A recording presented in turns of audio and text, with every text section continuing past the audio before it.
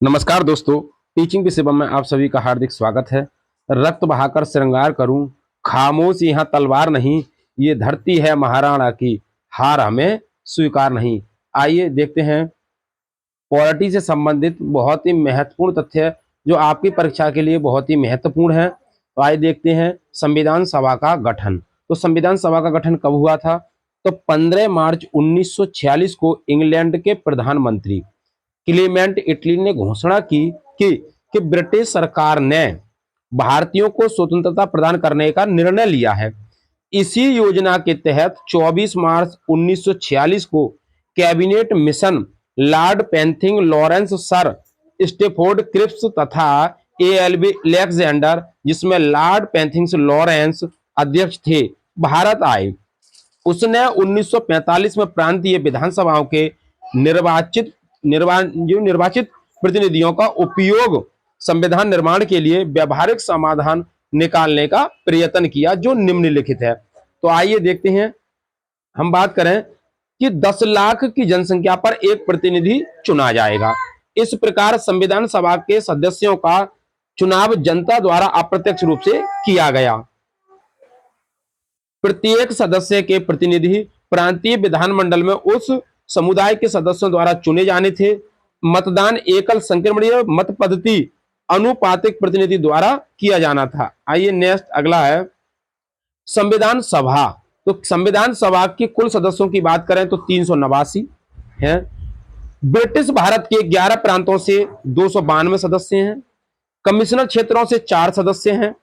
देशी रियासत क्षेत्रों से 93 हैं। अनुसूचित जनजातियों की संख्या कितनी है भाई? 33 है। अनुसूचित जातियों की संख्या कितनी है? 26 है। और महिला सदस्यों की संख्या कितनी है भाई? 9 है। आइए ये इतने इनसे मिलकर सब क्या बना भाई? संविधान सभा बनी है। नेक्स्ट अगला है संविधान निमात्री समितियां और उसके अध्यक्ष। तो कौन कौन से उसके अध्यक्ष है किस समिति के? तो प्रारूप समिति के अगर अध्यक्ष की बात करें तो डॉक्टर भीमराव अंबेडकर जी हैं। अंबेडकर जी थे। संविधान सभा के अस्थायी अध्यक्ष कौन थे? तो डॉक्टर सच्चिदानंद सिन्हा थे। सुपर टेट की परीक्षा में पूछा हुआ प्रश्न है कि संविधान सभा के अस्थायी अध्यक्ष कौन थे? तो डॉक्टर सच्चिदानंद सिन्हा थे। संविधान सभा के स्थायी अध्यक्ष कौन थे? तो डॉक्टर राजेंद्र प्रसाद जी थे। संघ संविधान समिति के अध्यक्ष कौन थे? तो पंडित जवाहरलाल नेहरू जी थे। प्रांतीय संविधान समिति के अध्यक्ष कौन थे? तो सरदार पटेल जी थे। अल्पसंख्यक परामर्श समिति के अध्यक्ष कौन थे? तो सरदार पटेल जी थे। मूल अधिकार समिति के अध्यक्ष कौन थे? सरदार पटेल जी थे। तो जरा ध्यान दें, प्रांतीय पूछे, अल्पसंख्यक पूछे या मूल अधिकार समिति पूछे, तो इनके कौन है? सरदार वल्लभ भाई पटेल जी अध्यक्ष थे। देशी रियासत समिति के अध्यक्ष कौन थे? तो पंडित नेहरू जी थे।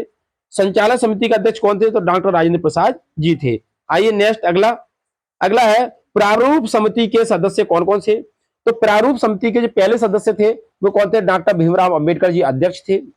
दूसरे कौन थे? तो गोपाल स्वामी अयंगर थे। तीसरे कौन थे? तो कृष्ण स्वामी अय्यर थे। चौथे के एम मुंशी थे। पांचवें की बात करें तो सैयद मोहम्मद सादुल्ला जी थे। छठे की बात करें तो A N Madhav Rao B L Mitra के स्थान पर।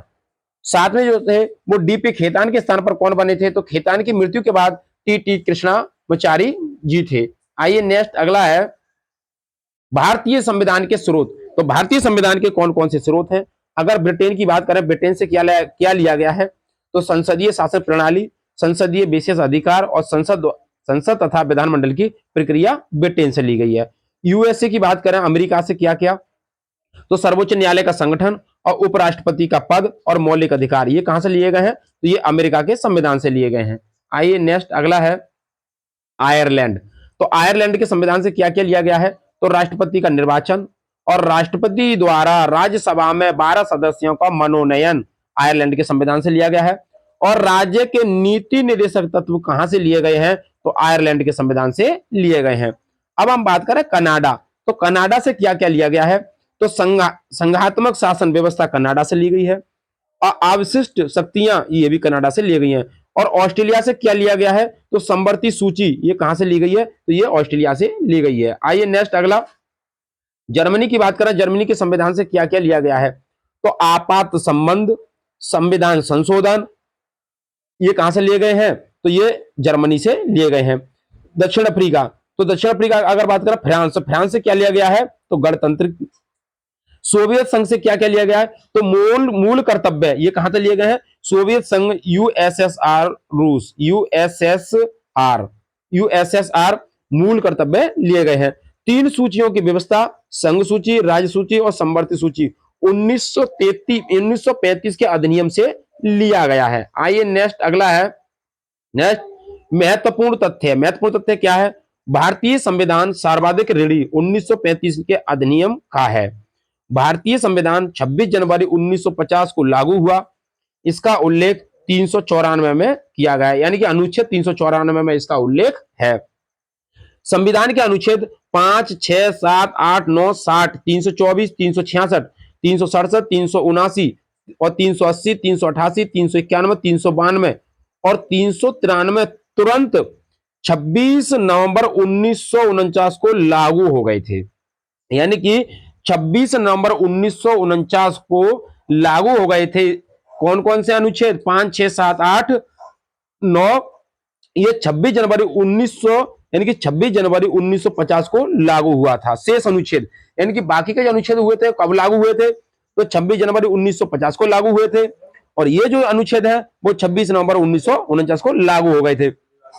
भारतीय संविधान 26 नवंबर 1949 को अंगीकृत कर अपनाया गया। संविधान 26 जनवरी 1950 को लागू हुआ था, यानी कि अंगीकृत कब हुआ था, तो 1949 को हुआ था, और लागू कब हो गया था, तो 1950 को हुआ था। आइए नेक्स्ट अगला है, अगला बात करें भारतीय संविधान की विशेषताएं कौन कौन सी है। विश्व का विशालतम संविधान है, तो भारतीय संविधान की विशेषताएं कौन कौन सी हैं, ये विश्व का सबसे विशालतम संविधान है। शक्तियों के विभाजन की बात करें, केंद्र सूची, राज्य सूची और संवर्ती सूची इसमें शामिल है। प्रशासनिक क्रियाकलाप का उल्लेख है, और संविधान की बात करें, ये विश्व का विशालतम संविधान है, और संविधान कैसा है, लचीला और कठोर दोनों है। आइए नेक्स्ट अगला, नेक्स्ट है लिखित संविधान, संविधान की सर्वोच्चता है, कठोर व नम्य समन्वय है, स्वतंत्र न्यायपालिका है, मौलिक अधिकार शामिल है, नीति निर्देशक तत्व शामिल है इसमें, मूल कर्तव्य शामिल है, और प्रस्तावना या उद्देश्य भी इसमें शामिल है हमारे संविधान के अंदर। संसाधनात्मक शासन व्यवस्था है, सामान्य परिस्थितियों में संघात्मक किंतु विशेष परिस्थितियों में एकात्मक शासन व्यवस्था भी लागू है। एक गहरी नागरिकता है। आइए नेक्स्ट अगला, भारतीय संविधान में भारत के 2 नाम हैं, तो भारतीय संविधान में भारत के कितने नाम है, 2 नाम है। कौन कौन से, एक तो इंडिया और Bharat, India that is Bharat, अनुच्छेद 1 में इसका उल्लेख है। भारतीय संविधान में संघ शब्द का उल्लेख नहीं है। भारत जो है वो राज्यों का संघ है, अनुच्छेद 1 में उल्लेख है। भारतीय राजनीतिक व्यवस्था का स्वरूप गणतंत्रीय, संघीय और संसदीय है। ब्रिटेन का संविधान आलेखित और विकसित संविधान है, यानी कि किस देश का संविधान जो आलेखित है वो ब्रिटेन का संविधान है। 16वें संविधान संशोधन 1963 द्वारा कोई राज्य भारत से पृथक नहीं हो सकता। टाकबिले का कथन है कि ब्रिटेन के संविधान का अस्तित्व नहीं है। नेक्स्ट अगला, अगले की बात करें प्रस्तावना, तो ये था संविधान से संबंधित। अब है प्रस्तावना। प्रस्तावना की बात करें, प्रस्तावना क्या है, हम भारत के लोग भारत को एक संपूर्ण प्रभुत्व संपन्न समाजवादी पथ निरपेक्ष लोकतांत्रिक गणराज्य बनाने के लिए तथा उसके समस्त नागरिकों को सामाजिक, आर्थिक और राजनीतिक न्याय, विचार, अभिव्यक्ति, विश्वास, धर्म और उपासना की स्वतंत्रता, प्रतिष्ठा और अवसर को समानता प्राप्त करने के लिए तथा उन सब में व्यक्ति की गरिमा को, राष्ट्र की एकता और अखंडता सुनिश्चित करने वाली बंधुता बढ़ाने के लिए दृढ़ संकल्प होकर अपनी इस संविधान सभा में आज दिनांक 26 नवंबर 1949 ईस्वी में मिति मार्ग शीर्ष शुक्ल सप्तमी संवत 2016 विक्रमी को एतद द्वारा इस संविधान को अंगीकृत अधिनियम और आत्म परित करते हैं। यह प्रस्तावना, तो यह थी प्रस्तावना में इस बात का उल्लेख लिख रखा है, यह है प्रस्तावना, भारतीय संविधान की प्रस्तावना। और प्रस्तावना का क्रम क्या है, तो वो आइए आगे देखते हैं। प्रस्तावना के क्रम की बात करें तो यह है प्रस्तावना का क्रम। पहला है संप्रभुता संपन्न, दूसरा है समाजवादी, तीसरा है पंथ निरपेक्ष, चौथा है लोकतांत्रिक, और पांचवा है गणराज्य। तो यह है प्रस्तावना का क्रम। आइए नेक्स्ट आगे देखते हैं। अगला है महत्वपूर्ण तथ्य कौन कौन से हैं।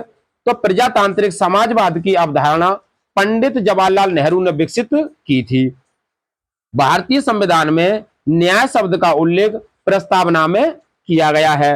डॉक्टर भीमराव अंबेडकर ने कहा कि लोकतंत्र की सबसे बड़ी बाधा जाति प्रथा है।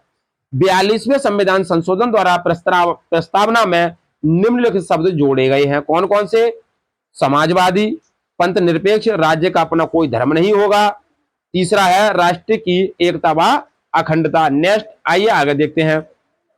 प्रस्तावना के अनुसार संविधान के अधिनियम सभी शक्तियों का स्रोत भारत के लोग, हम भारत के लोग हैं। भारत में राजनीतिक शक्ति का स्रोत मतदाता होता है। अगला है भारत में संप्रभुता जनता में निवास करती है। अगला है प्रस्तावना में क्या है। प्रस्तावना में हम भारत के लोग की अवधारणा अमेरिका के संविधान से लिया गया है। यानी कि प्रस्तावना में लिख रखा है कि हम भारत के लोग हैं। ये कहां से ली गई है। तो ये जो ली गई है वो अमेरिका के संविधान से ली गई है। अगला है अमेरिका तथा अन्य देशों के संविधानों के प्रारंभ में बी द पीपुल, हम लोग, रूसों की आवाज है। रूस, ये किसकी आवाज है। तो ये रूसों की आवाज है। बी द पीपुल, हम लोग। नेक्स्ट अगला है प्रमुख शब्दावली तथा उनका अर्थ। कुछ शब्दावलियां हैं और उनका अर्थ क्या क्या होता है। तो संप्रभुता क्या होती है। जिसमें सर्वोच्च तथा अंतिम शक्ति निवास करती है उसे संप्रभुता कहते हैं। जिसमें सर्वोच्च और अंतिम शक्ति दोनों निवास करती है उसे संप्रभुता कहते हैं। अगला है समाजवादी क्या है। जहां व्यक्ति को कम तथा समाज को अधिक अधिक महत्व दिया जाता हो उसे समाजवादी व्यवस्था कहते हैं। भारत ने व्यक्ति और समाज दोनों का महत्व स्वीकार करते हुए अपने तरह का समाजवाद यानी कि मिश्रित अर्थव्यवस्था लागू किया है। अगला है तीसरा धर्मनिरपेक्ष या पंथ निरपेक्ष क्या है। जिसका अपना कोई धर्म या पंथ ना हो बल्कि सभी धर्मों या पंथों को समान भाव से देखता हो उसे धर्मनिरपेक्ष या पंथ निरपेक्ष कहते हैं। चौथा है लोकतंत्र क्या होता है। तो जनता का जनता के द्वारा जनता के लिए शासन लोकतंत्र कहलाता है। यह कथन किसका है। तो यह अब्राहम लिंकन का कथन है। यह परिभाषा अमेरिका के राष्ट्रपति अब्राहम लिंकन द्वारा गेट्सबर्ग में दी गई थी। आइए नेक्स्ट अगला है पांचवा गणतंत्र क्या होता है।